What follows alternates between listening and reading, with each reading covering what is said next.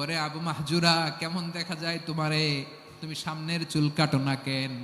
আবু মাহজুরা বলে, আমি হাঁটু গেড়ে পেয়ারা নবীর সামনে বসেছিলাম, আমার এই মাথার চুলের মধ্যে মুবারক হাত লাগিয়ে বিশ্বনবী নিজে আমাকে আজানের প্রতিটা বাক্য শিক্ষা দিয়েছেন।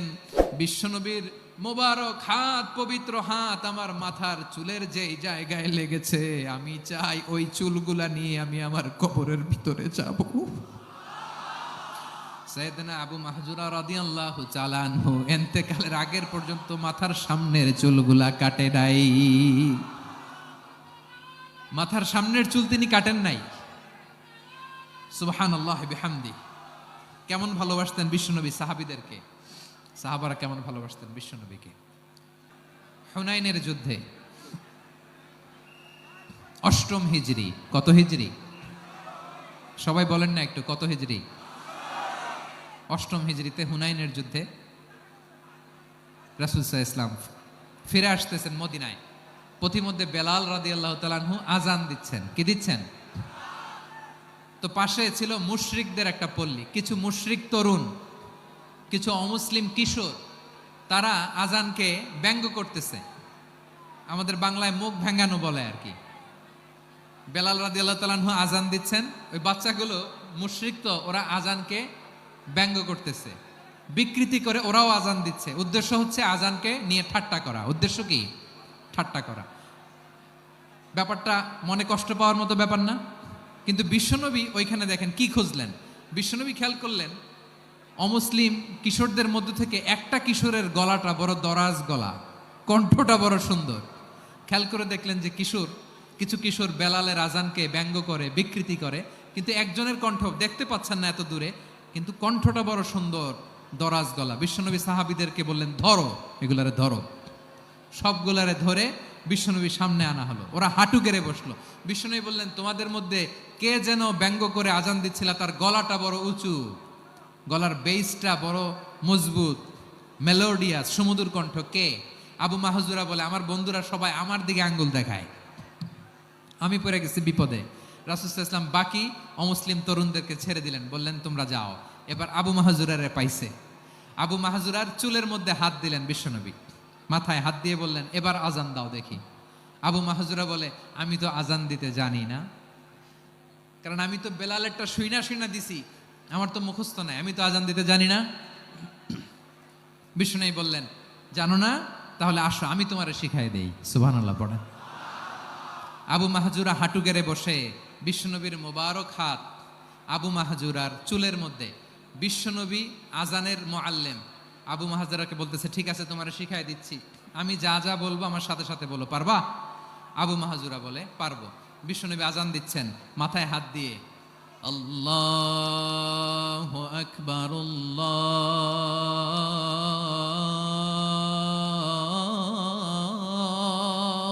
আকবার। আবু মাহজুরা এই বাক্যটা পড়লেন। বিশ্বনবী দ্বিতীয় বাক্য পড়তে আরম্ভ করলেন, আল্লাহু আকবার,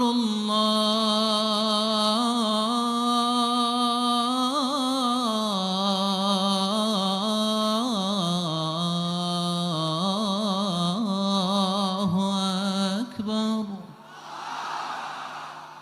আবু মাহজুরা এই বাক্যটা বললেন। বিশ্বনবী আবু মাহজুরার মাথার মধ্যে হাত দিয়ে তৃতীয় বাক্য পড়লেন, আশহাদু আল্লা ইলাহা ইল্লাল্লাহ,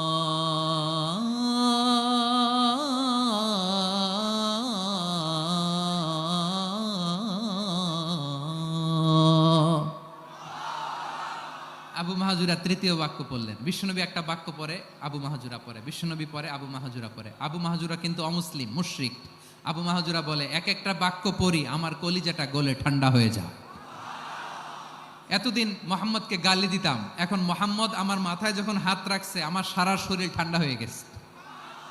বিশ্বনবী আজান শিখাচ্ছেন, একটা একটা বাক্য পড়ে আবু মাহজুরাও পড়ে, বিশ্বনবী পড়ে, আবু মাহজুরাও পড়ে।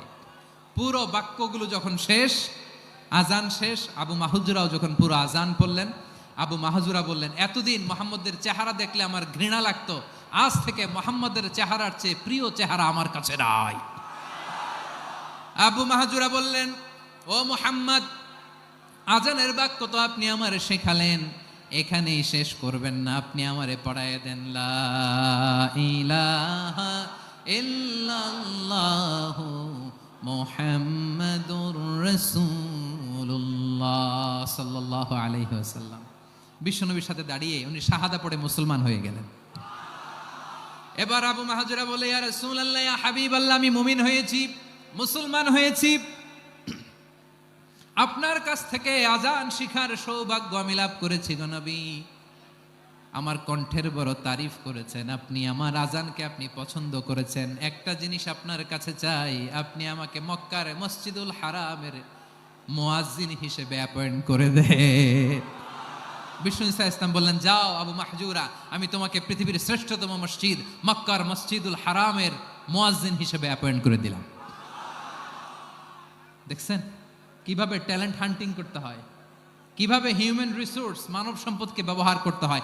আসছিল আজানকে ভেঙাইতে, আসছিল কেন?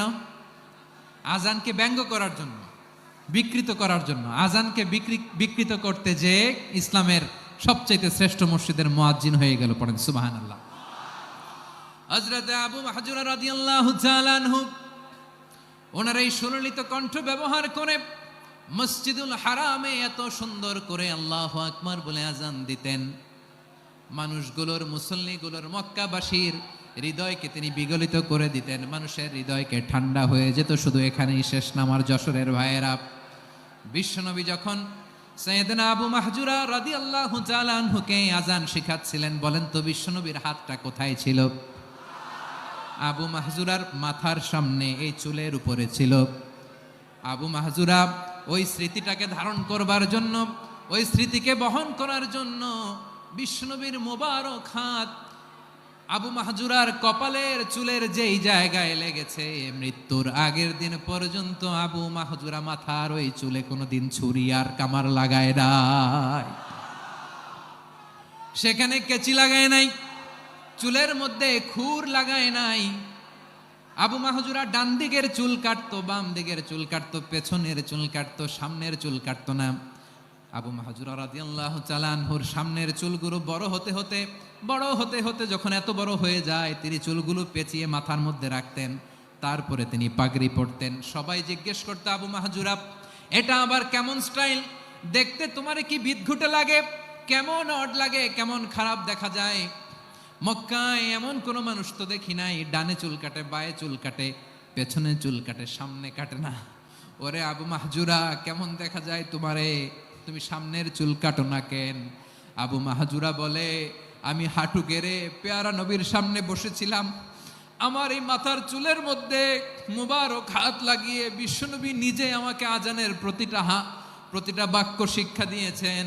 বিশ্বনবীর মোবারক হাত, পবিত্র হাত আমার মাথার চুলের যেই জায়গায় লেগেছে, আমি চাই ওই চুলগুলা নিয়ে আমি আমার কবরের ভিতরে যাব।